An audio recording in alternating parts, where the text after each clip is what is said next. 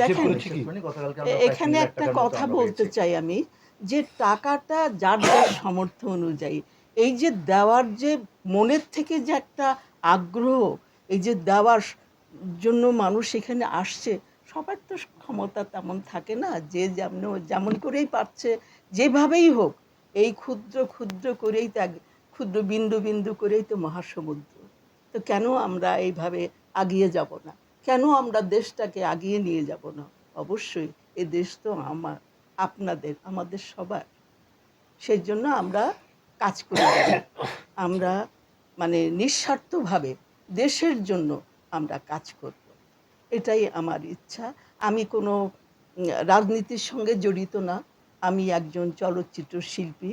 সেই ৬০-এর দশক থেকে আজ অবধি এই চলচ্চিত্রের সাথে আমি বিভিন্নভাবে জড়িত আছি। আর সত্যি কথা বলতে কি, দেখেন, এই যে বন্যা বলেন বা বিভিন্ন সময় যে আমাদের যে ক্রাইসিস, আমাদের দেশে অনেক সময় অনেক রকমের দুর্ভিক্ষ, অনেক কিছু হয়।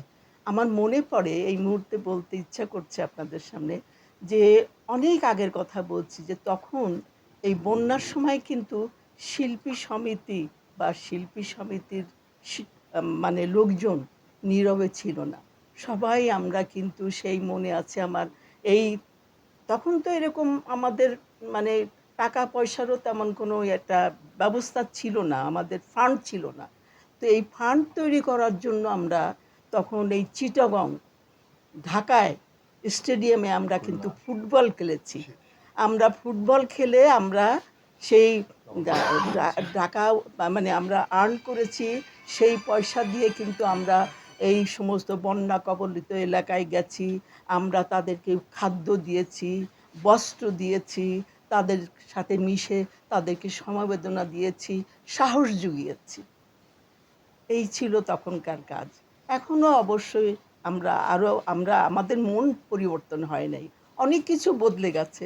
কিন্তু শিল্পীদের মন, আমাদের মন কিন্তু সেই আগের মতোই রয়ে গেছে। শিল্পীদের মন কিন্তু অন্যরকম। তারা মানুষের পাশে সবসময় থেকেছে। সবসময় মানুষের পাশে থেকে সব রকম কাজ করেছে, এবং এখনো আমরা করব, আগামীতেও করব। আমাদের আগামী প্রজন্মও এই ধরনের কাজ করবে। এবং আমি মনে করি যে এই যে এখনকার যে নতুন মানে যে এই যে প্রজন্ম বলেন, নতুন যারা কাজ করছে, তারা যেভাবে মানে কাজ করছে, মানুষকে সহযোগিতা করছে, সাহায্য করছে, মানে এটা দেখলে সত্যি চোখে পানি ধরে রাখা যায় না।